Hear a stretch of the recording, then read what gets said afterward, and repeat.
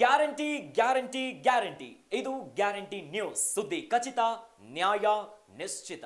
ಇವತ್ತು ಎಚ್.ಡಿ. ರೇವಣ್ಣ ಅವರ ಭವಿಷ್ಯ ನಿರ್ಧಾರ ಆಗಲಿದೆ. ಯಾಕಂತಂದ್ರೆ 42ನೇ ACMM ಕೋರ್ಟ್ ನಲ್ಲಿ ರೇವಣ್ಣ ವಿರುದ್ಧ ಇರುವಂತಹ ಲೈಂಗಿಕ ಕಿರುಕುಳ ಕೇಸ್ ಇವತ್ತು ವಿಚಾರಣೆ ಆಗಲಿದೆ.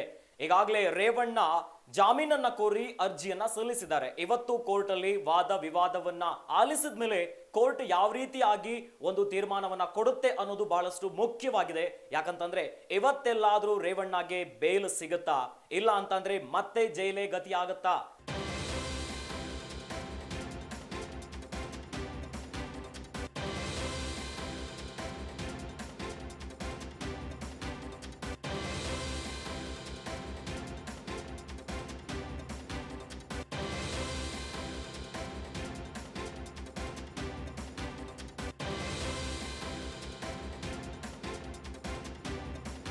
ಹಿಂದೆ ಎಚ್.ಡಿ. ರೇವಣ್ಣ ಭವಿಷ್ಯ ನಿರ್ಧಾರ. ಎಚ್.ಡಿ. ರೇವಣ್ಣಗೆ ಜೈಲ ಬೇಲ. ರೇವಣ್ಣ ವಿರುದ್ಧ ಲೈಂಗಿಕ ಕಿರುಕುಳ ಕೇಸ್. ಜಾಮೀನು ಕೋರಿ ಅರ್ಜಿ ಸಲ್ಲಿಸಿದ್ದ ರೇವಣ್ಣ ವಾದ ಪ್ರತಿವಾದ ಆಲಿಸಿರುವಂತಹ ನ್ಯಾಯಾಲಯ ಇಂದು ಜಾಮೀನು ಸಂಬಂಧ ತೀರ್ಪು ಪ್ರಕಟವಾಗಲಿದೆ.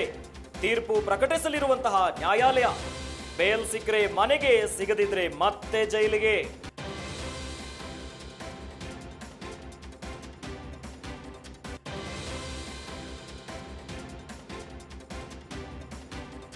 ಇವತ್ತು ರೇವಣ್ಣಗೆ ಬಹಳಷ್ಟು ಮುಖ್ಯವಾಗಿರುವಂತಹ ದಿನ.